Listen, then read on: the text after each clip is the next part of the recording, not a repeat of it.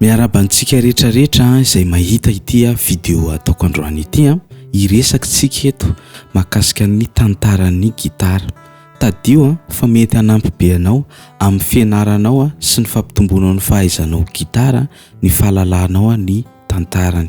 Noho izany dia aroatra amin'ny farany ity vidéo ity ary azontsika atao ny mametraka fanontaniana eo amin'ny commentaire raha misy zavatra mahaliana na tsy azontsika tamin'ny resahako. Ny gitara dia efa anarivo taona maro no efa nisy. Tany amin'ny formany gitara voalohany dia efa nampiasa azy ry zareo tany Egypte, tany Grèce ary tany Roma. Zany hoe ireo firenena matanjaka tamin'izany. Nentina izy natao ampandizana olona na ihany koa iakompanyena olona tamin'izany fotoana izany.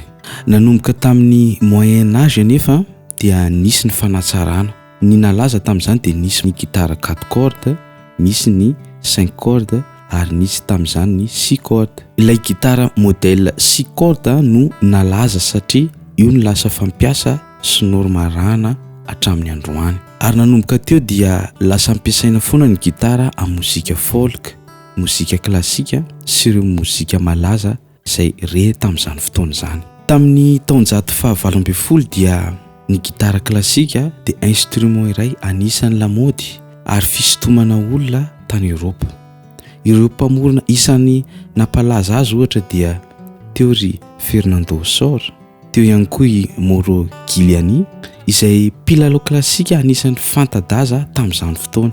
Ary teo dia lasa gitara foana no apetraka ho instrument soliste ao anaty orchestre. Tamin'ny taonjato fahasivy ambin'ny folo dia tsy nitsahatra ny fivoarana ary teo no nampalaza an'izany atao hoe chevalier onyx. Ireo dia anisan'ny nahatsara son ny gitara sy nampamafy azy ihany koa. Teo ihany koa ny nampalaza ireo mozika amerikana toy ny jazz, ny blues. Ny taonjato faharoapolo dia tsy niato fa mbola nitohy hatrany ny karokaroka sy ny zava-baovao izay nentin'ny zanak'olombelona.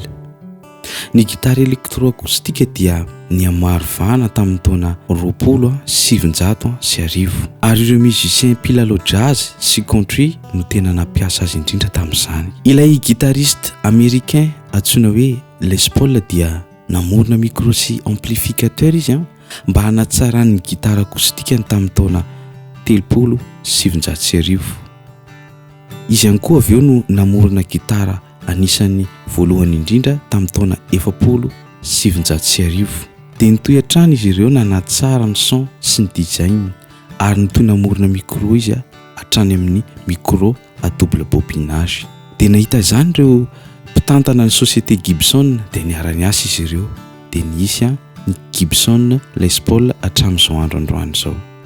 Na izany aza dia tsy izy irery akory nanandrana sy nahita hevitra mba hanatsarana ny gitara fa teo ihany koa ireo kalaza latoandry Adolphe, teo ihany koa ry George ary azadino fa nisy ilay lehilahy antsoina hoe Leo Fender izay namorona ny marka Fender tamin'ny taona 1970 dia namorona ny gitara Stratocaster izy tamin'izany ary avy eo ihany koa namorona ny Telecaster tamin'ny 1970 ary ny taona 1970 hatramin'ny 1970 dia namorona ny Fender Bassman izy ireo.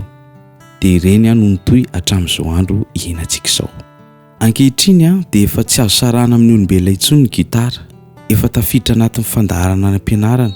Misy aza manao fikarohana momba ny gitara mihitsy, misy indray tena andraisan'ny olona diplôma ary ataon'ny olona asa mihitsy azy izy ity. Ao ny manamboatra, ao ny mivarotra, ao ny mampianatra, ao ny mitendry azy. Dia izay ny azontsika nizaraina androany mbola hotohizantsika izy ity ho alaliantsika misimisy hatrany fa raha misy fanontaniana sy zavatra momba ny gitara manitikitika anao dia soraty eo amin'ny commentaire ary azadino ny mizara ity vidéo antsika ity mba ho hitan'ireo namantsika marobe mpakafy gitara. Misaotra tompoko.